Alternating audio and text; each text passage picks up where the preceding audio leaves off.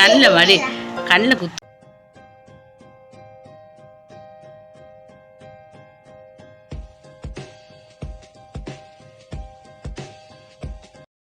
அஸ்ஸலாமு அலைக்கும். Hi family, welcome back to Rizu Sara's world channel. So இன்னொரு வீடியோவில் உங்கள் எல்லாரையும் சந்திக்கிறதுல ரொம்ப ரொம்ப ஹாப்பி ஃப்ரெண்ட்ஸ். ஸோ இன்றைக்கி வந்து நீங்கள் ஸ்பெஷலாக இந்த வீடியோவில் என்ன பார்க்க போகிறீங்கன்னா, எங்கள் அம்மாவோட பீஃப் பிரியாணி தான் பார்க்க போகிறீங்க. அவங்களுடைய ஸ்டைலில் அவங்க எப்படி பண்ண போகிறாங்கன்னு. ஸோ நாங்கள் 1.5 kg அரிசிக்கு தான் பண்ண போகிறோம். 3/4 கிலோ வெங்காயம் எடுத்திருக்கோம். அதில் வந்து ஒரு 600 கிராம்ஸ் வந்து வேறையாகவும், ஒரு 200 கிராம்ஸ் வந்து ஃப்ரை பண்ணுறதுக்கும், ஆனியன் ஃப்ரை பண்ணுறதுக்கும் வச்சுருக்கோம். அப்புறம் நல்ல ஒரு கைப்பிடி புதினா கொத்தமல்லி வச்சுருக்கோம். 2 எலுமிச்சம் பழம், அப்புறம் கொஞ்சம் கருவேப்பிலை, ரம்பை, அப்புறமா ஒரு 22 பல்லு பூண்டு, 6 தக்காளி எடுத்திருக்கேன். அதில் 3 வந்து பீஃப் கிரேவிக்கும், 3 வந்து பிரியாணிக்காகவும், அப்புறமா 9 பச்சை மிளகாய், 3 வந்து பீஃப் கிரேவிக்கும், 6 வந்து பிரியாணிக்காகவும். ஸோ ஃபஸ்ட்டு வந்து நம்ம அரிசியை ஒரு 80% வந்து வேக வச்சு எடுத்துப்போம். அரிசி வேக வைக்கிற தண்ணியில் கொஞ்சோண்டு கருவேப்பிலை, அப்புறமேட்டு பிரியாணி இலை, கிராம்பு, பட்டை, ஏலக்காய் இதெல்லாம் போட்டு கொஞ்சம் வேக வச்சு எடுத்துப்போம். அரிசியை ஒரு 80% வெந்தால் போதும். இந்த பக்கம் வந்து நல்ல கொழுப்பு கலந்த பீஃப் வந்து நல்லா வேக வச்சு எடுத்துருக்கோம். கொஞ்சம் தண்ணியோடு சேர்த்தே வேக வைங்க.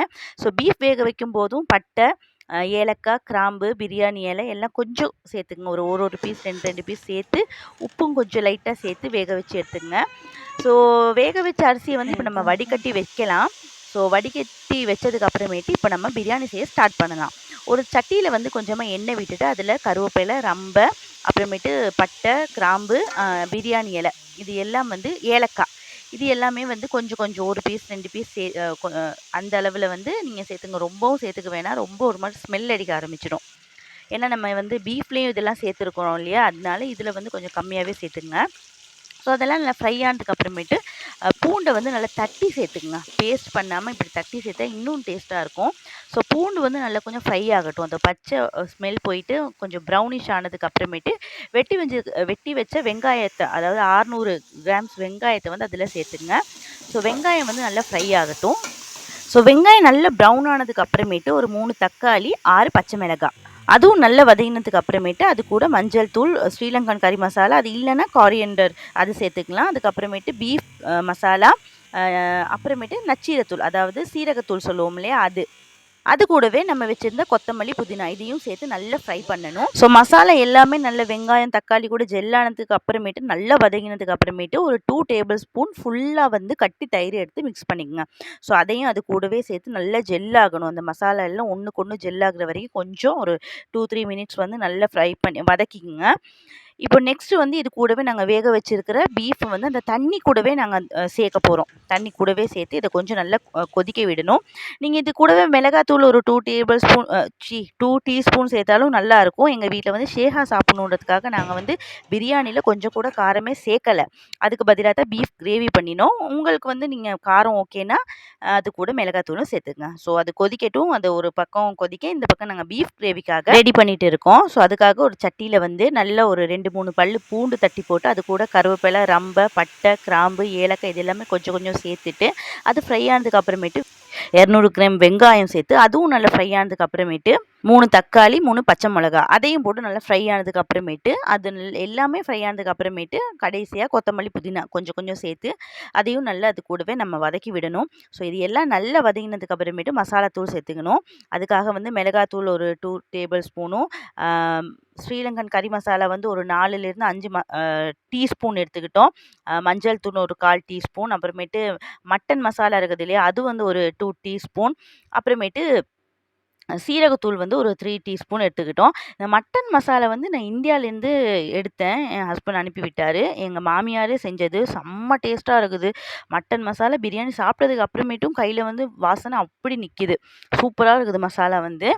ஸோ அந்த மசாலாவும் போட்டு அது கூட நல்ல ஜெல்லாகிற வரைக்கும் கொஞ்சம் வணக்கணும். அது கூட மேகி கியூப் சிக்கன்து போட்டுக்கணும். அதையும் சேர்த்து நல்லா இப்போ நாங்கள் அதை வதங்க விடணும். ஸோ அதெல்லாம் வதங்கினதுக்கு அப்புறமேட்டு 1 டேபிள் ஸ்பூன் ஃபுல்லாக கட்டி தயிர் சேர்த்துக்கணும். ஸோ தயிரும் நல்லா மிக்ஸ் ஆகுற வரைக்கும் கிண்டி விட்டுட்டு, அதுக்கப்புறமேட்டு நாங்கள் 1.5 கேஜி பீஃபில் வந்து 1 கேஜி தான் பிரியாணிக்காக சேர்த்தோம். ஒரு 1/2 கேஜி வந்து கிரேவிக்காக வச்சோம். ஸோ அந்த பீஃபையும் சேர்த்து அதையும் நல்லா மிக்ஸ் பண்ணி ஒரு 2-3 மினிட்ஸ் நல்லா அது கூடவே ஜெல்லாகிற வரைக்கும் வணக்கிட்டு, அப்புறமேட்டு தேங்காய் பாலில் வந்து 2வது எடுப்போம் இல்லையா, தண்ணி பால். அத சேர்த்துக்கிட்டோம். ஸோ இது கூட கொஞ்சம் நல்லா கொதிக்க விடணும். கொதிக்க விட்டதுக்கு அப்புறமேட்டு கட்டிப்பால் ஊத்தினோம்னா, பீஃப் கிரேவி ரெடி ஆயிடுச்சு. இப்போ நாங்க தண்ணி பால் சேர்த்துருக்கோம். இது கொஞ்சம் கொதிக்கட்டும். அதுக்கப்புறமேட்டு தலைப்பால் சேர்த்துட்டோம்னா, நம்மளுடைய பீஃப் கிரேவி வந்து ரெடி ஆயிடுச்சு. எப்பவுமே வந்து நம்ம 1 1/2 கேஜிக்கு பிரியாணி செய்றோம்னா, 1 1/2 கேஜியே நீங்க வந்து கறி எடுத்துக்கங்க. அப்பதான் டேஸ்ட்டா இருக்கும். ஸோ தலைப்பாலும் சேர்த்து பீஃப் கிரேவிய கொஞ்சமா கொதிக்க விட்டுட்டு ஆஃப் பண்ணிட்டோம்னா, இந்த பாருங்க பக்கத்திலேயே பீஃப் கிரேவி ரெடி ஆயிடுச்சு. செம்மையா இருக்குது. கலர பார்த்தாலே உங்களுக்கு தெரியும். டேஸ்ட்டும் வேற லெவல்ல இருந்துச்சு.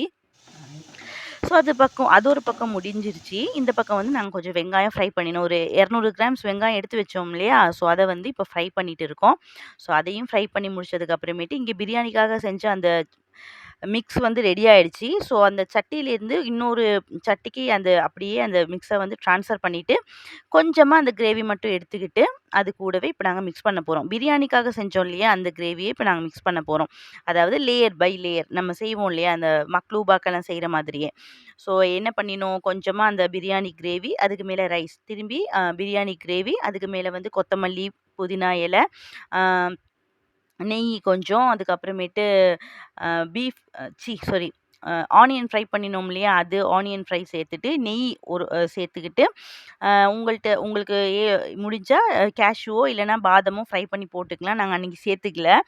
நீங்க வேணும்னா இன்னும் இன்னும் சூப்பரா இருக்கும் சேர்த்துக்கிட்டீங்கன்னா. ஸோ அது கூடவே நாங்க ரோஸ் வாட்டர் சேர்த்துப்போம். நாங்க எதுக்குமே பிரியாணி மாதிரி ஏதாவது ஒரு சோறு ஆக்குறோம்னா, கண்டிப்பா வந்து ரோஸ் வாட்டர் சேர்த்துப்போம். செம்ம டேஸ்ட்டாவும், மணமாவும் இருக்கும். ஸோ இதே மாதிரியே நாங்க ஒரு ஒரு லேயரும் செட் பண்ணிக்கிட்டோம். ஒண்ணொண்ணுக்கும் இப்படி நெய் போட்டு, ஒண்ணொண்ணுக்கும் இப்படி கொரியாண்டர், அப்புறமேட்டு ஆனியன் இது எல்லாமே சேர்த்துக்கிட்டோம்.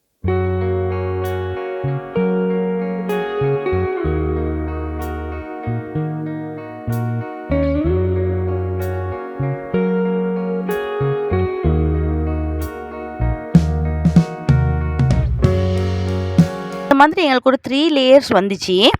அந்த கடைசி லேயர்ல லாஸ்ட்டா வந்த லேயர்ல மட்டும் நாங்க வந்து காரியண்டர், ஆனியன் இது கூடவே வந்து தேங்காய் பால் இருக்குது இல்லையா? கட்டிப்பால். ஸோ கட்டிப்பாலும் சேர்த்துக்கிட்டு, அது கூடவே கொஞ்சம் டை இருக்குது இல்லையா? ஃபுட் கலர் சொல்லுவோம். ஸோ அதுவும் சேர்த்துக்கிட்டு 150 லிட்டர் வந்து நெய்யும் சேர்த்துக்குங்க.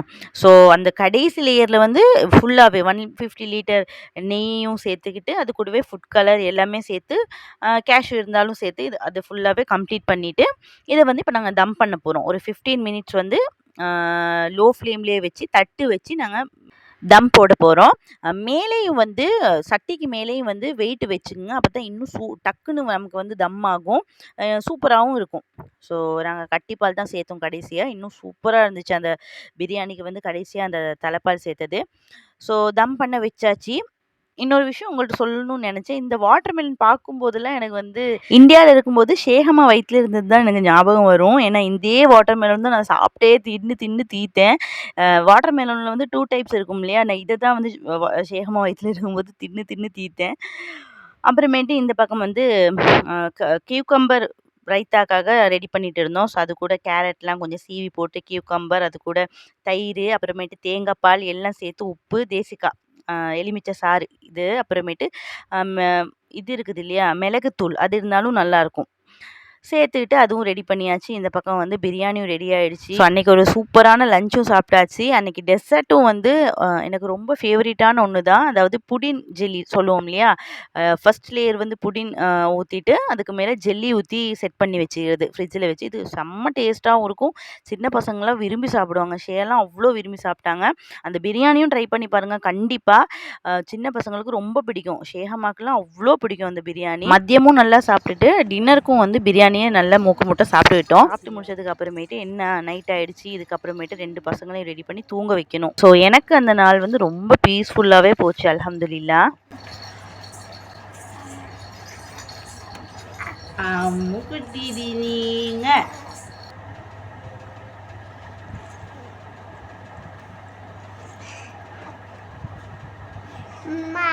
ஓ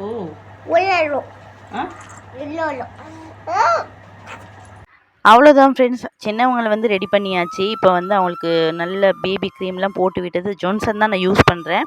ஸோ பேபி க்ரீம்லாம் போட்டு விட்டுட்டு அவங்கள ஃபீட் பண்ணிவிட்டு தூங்க வைக்கணும். பெரியவங்களையும் அதே மாதிரி தான் நல்லா பாடி வாஷ் பண்ணிவிட்டு க்ரீம்லாம் போட்டுட்டு தூங்க வைக்கணும். அவ்வளோதான், எங்களுடைய கடமை முடிஞ்சுது. வீடியோவில் வந்து என் 2 பசங்களும் எவ்வளோ க்யூட்டாக இருக்கிறத பார்க்கவே ஆசையாக இருக்குது. 2 பேரும் இதே மாதிரி ஒத்துமையாக இதுக்கப்புறமும் வர காலத்தில் இருக்கணும். இதுதான் என்னுடைய ஆசை. அதுக்கு அல்லாஹ்வும் அருள் புரியணும். இன்ஷா அல்லாஹ் ஒத்துமையாக இருப்பாங்க. ஆமீன் ஆகட்டும். ஸோ நம்ம வீடியோட எண்டுக்கும் வந்துட்டோம். யாராவது சப்ஸ்கிரைப் பண்ணாமல் பார்த்துட்டு இருக்கீங்கன்னா தயவு செஞ்சு சப்ஸ்கிரைப் பண்ணிவிட்டு பாருங்கள். சப்ஸ்கிரைப் பண்ணிவிட்டு வீடியோ பார்க்குற எல்லா நல்ல உள்ளங்களுக்கும் ரொம்ப ரொம்ப ரொம்ப ரொம்ப நன்றி. இதே மாதிரியான இன்ட்ரெஸ்டிங்கான அடுத்த வீடியோவில் உங்கள் எல்லாரையும் சந்திக்கிறேன். அது வரைக்கும் அல்லாஹ்வுடைய கவல். Bye. Stay safe and stay happy. By.